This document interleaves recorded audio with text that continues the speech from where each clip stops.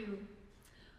In the next half of my talk, I will now talk specifically about the two exceptions to Pepusch's cantata volume. So I had mentioned mostly pastorally themed with exceptions. It's these two, the political cantatas.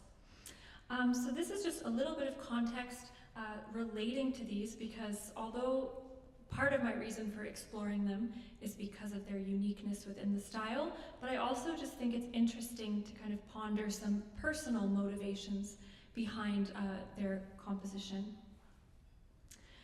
So the first, The Island of Beauty, this had text by John Hughes, who I mentioned had gained attention as a poet through his composition of ode poetry specifically. So at this time in London, it was very common for people to, or artists such as singers, musicians, poets, to seek patronage from influential persons. So in the case of John Hughes, he went and tried to find patronage through people in the political part, the Whig party, the political party. So he was unsuccessful in securing a patron until 1708.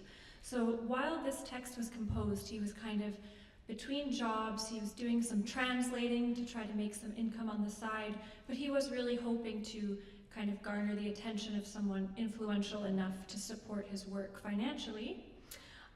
So it is very likely that part of his continuation of composing this sort of ode poetry would be to gain attention from a political figure.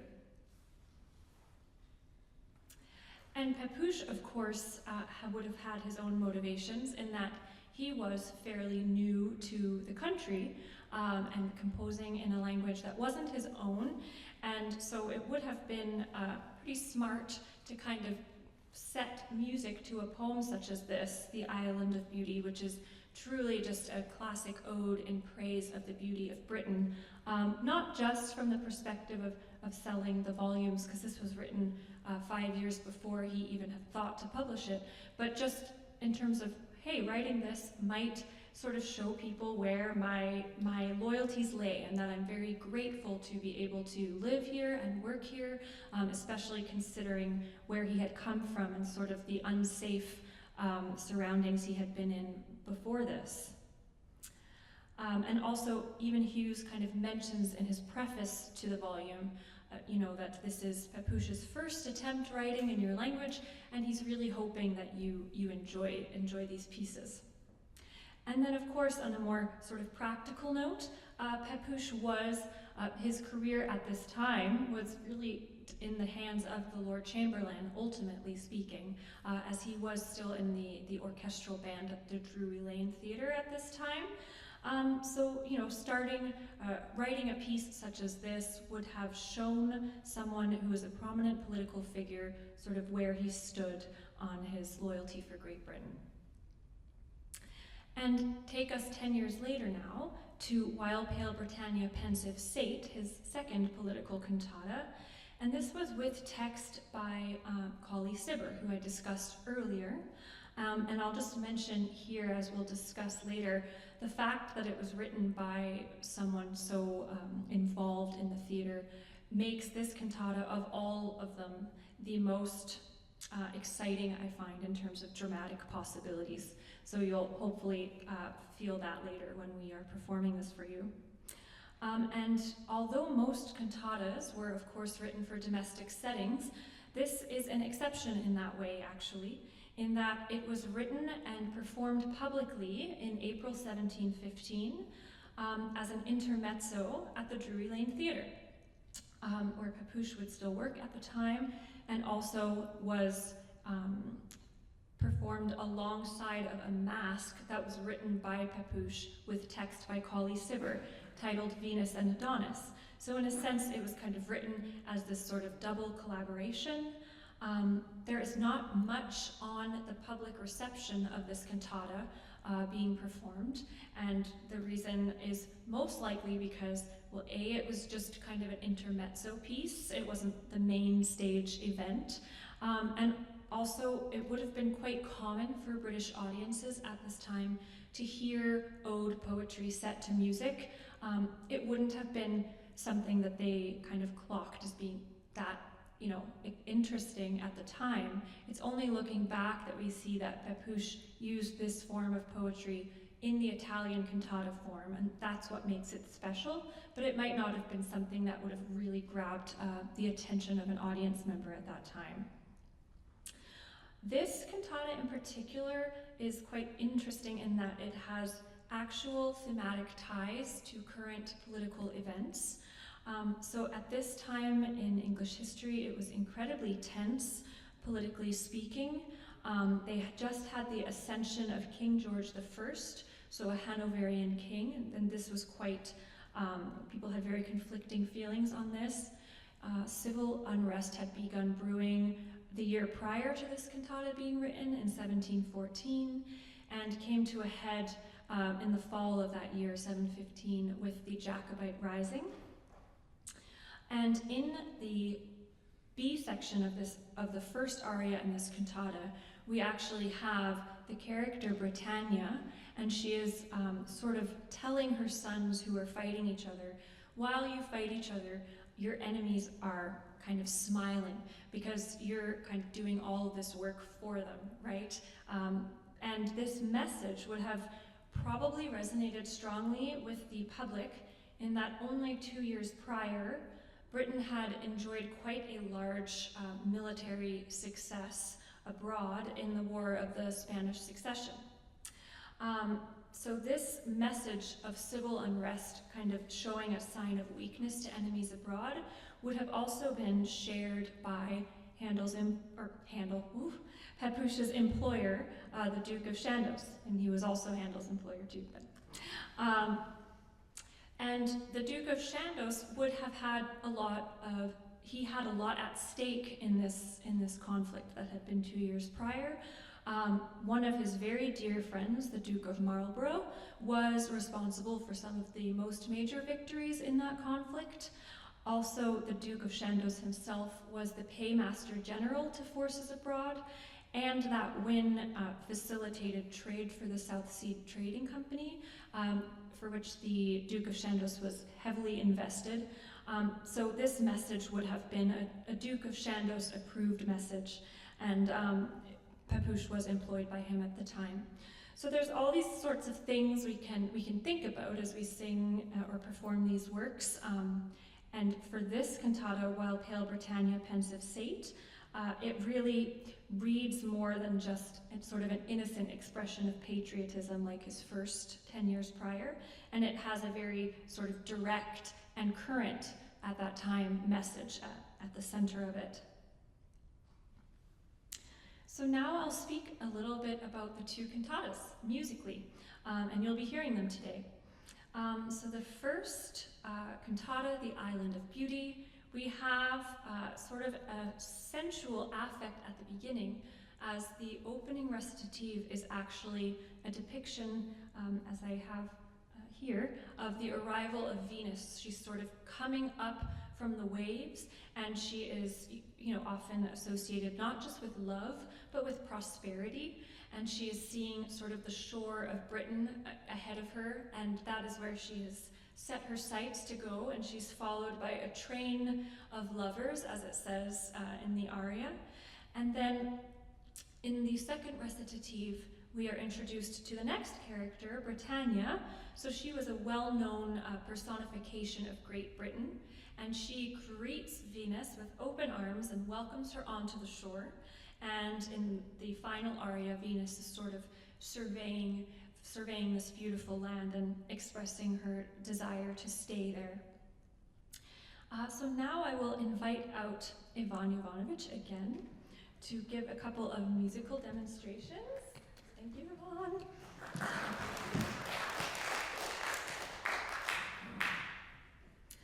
So in this, what struck me about this cantata was how Pepusch kind of creates that distinction between the two characters. And a big way he does this is through tessitura, so kind of where it's lying in the voice. So when we have Venus, for example, it's about a third or fourth lower than Britannia. And in general, the phrases they stay really steady. Things such as beauty's goddess from the ocean sprung, Like if I were studying that, would think, oh, if something's springing from the waves, that phrase would go up. But she always kind of goes back down, and it always feels like a little cheeky, and she's kind of not as forthcoming with her joy as someone like Britannia, who in the second recit is greeting Venus, and she's really up at the top of the staff or above the staff, and just it's a lot more explicit, her show of this joy. So I'm going to just sing a little bit from each recit so that you kind of get a sense of that. As beauty's goddess from the ocean sprung, ascending o'er the waves, she cast a smile on fair Britannia's charming eye. And then by contrast, we have Britannia. Britannia heard the notes diffusing wide. She saw the power whom gods and men adore, approaching nearer with the tide. And I'll leave you there because I don't want to spoil it, all of it. And then the second cantata you'll hear today, which is really the finale for sure. This is While Pale Britannia Pensive Sate. It really begins in a very minor affect. We have the character Britannia is being painted as sort of bent over herself, lamenting the fact that her sons are killing each other. So speaking specifically to the actual civil war that was really brewing at the time. And so she is there and she's warning them, as I said before, you know, your enemies are laughing at you, and we need to set our sights on other things. And then, just as she's almost cried herself to death, she sees a ship coming, and it's actually King George I. So he's written into this cantata. And a lot of people didn't like him very much. So it's like sort of like marketing for King George I. Look, he's coming, and she's, you know, then she's absolutely fine. She springs up and she's like, thank goodness King George I is here. And something to listen for musically, it will be quite obvious. We have Duncan on trumpet, and he is actually just representing King George I arriving. So the whole tone of the cantata changes, and that's where the program kind of ends on a high note. And we're also joined by a full sort of cohort of strings. We have Matt and Michelle also joining us on stage as well, and Kaylee coming back, and Felix. And something to listen for in this aria is in the opening recit. This struck me as very interesting, was his use of arioso for this dramatic effect. So as I mentioned, this cantata was actually performed on stage, not just sort of in a domestic setting. So it does have some extra little dramatic touches. And on the word complaining, which is quite a long melisma, on that, he has sort of the harmonic rhythm speeding up. It's kind of changing by the eighth note, and it really is quite unique in Pepusch's style for sure. So I'm just going to demonstrate that now for you.